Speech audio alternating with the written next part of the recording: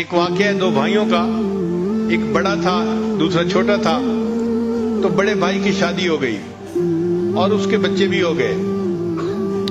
چھوٹا بھائی ابھی اپنی جاب کر رہا تھا، اس کی شادی نہیں ہوئی تھی. ان کے والد فوت ہو گئے تو والد کی زرعی زمین تھی، وہ ان دونوں بھائیوں نے آدھی آدھی تقسیم کر لی. جب آدھی آدھی تقسیم کر لی تو اب اس زمین کی فصل نکلی سال کے بعد جیسے نکلتی ہے. تو بڑے بھائی نے بھی اپنی فصل کو سمیٹا اور چھوٹے نے بھی سمیٹا. مگر جب رات آئی تو بڑے بھائی نے سوچا کہ میرے ساتھ بیٹے بھی ہیں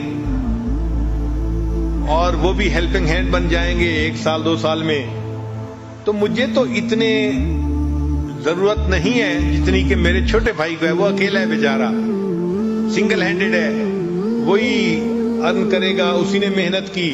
تو کیوں نہ میں اپنے حصے میں سے کچھ گندم کی بوریاں اپنے دوسرے بھائی کو دے دوں. چنانچہ اس نے اپنی 5 بوریاں اٹھائیں اور اپنے چھوٹے بھائی کی زمین کے حصے میں جہاں بوریاں پڑی تھیں وہاں جا کے ڈال دی. اللہ کی شان. جب رات کا آخری حصہ آیا تو چھوٹے بھائی کے دل میں بھی یہی خیال آیا کہ ہم 2 بھائی ہیں اور ہماری زمین آدھی آدھی ہے، لیکن میں تو اکیلا ہوں، میری تو ضرورت اتنی نہیں ہے. میرا بڑا بھائی تو فیملی والا ہے، اس کے بچے ہیں، بیوی ہے، ذمہ داری زیادہ ہے، بوجھ زیادہ ہے. کیوں نہ میں اپنی گندم میں سے کچھ گندم اس کے حصے میں ڈال دوں تو اس کو فائدہ ہو جائے گا.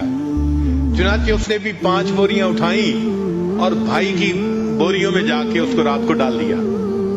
اب صبح کا وقت ہوا، دونوں بھائیوں نے اپنی اپنی گندم کا حساب لگایا تو حیران، کیونکہ ان کے حساب سے گندم کی جو گنتی تھی وہ تو اتنی تھی اور اس میں سے 5 بوریاں انہوں نے دوسرے بھائی کو دے دی تھی رات کو، مگر صبح وہ 5 بوریوں کی جو کمی تھی وہ پوری ہوئی تھی. تو دونوں بھائی اس پر بڑے حیران ہوئے کہ پتہ نہیں گندم ہماری 5 بوریاں کم ہونی چاہیے تھیں، یہ کم کیوں نہیں ہے. اگلی رات آئی تو دونوں بھائیوں نے سوچا کہ آج ہم پھر گندم جو ہے نا اپنے بھائی کے کھیت میں ڈال کے آتے ہیں. اللہ تعالیٰ کی شان کہ ایک نے 5 بوریاں اٹھائیں اور دوسرے نے 5 بوریاں اٹھائیں. جب دونوں ایک دوسرے کی زمین پہ ڈالنے کے لیے جانے لگے تو راستے میں ایک دوسرے سے ملاقات ہو گئی. ایک نے بھی 5 بوریاں اٹھائی ہوئی تھی ٹریکٹر پہ، دوسرے نے بھی اٹھائی ہوئی تھی. وہ اپنے بھائی کے حصے میں ڈالنے جا رہا تھا اور یہ اپنے بھائی کے حصے میں ڈالنے جا رہا تھا.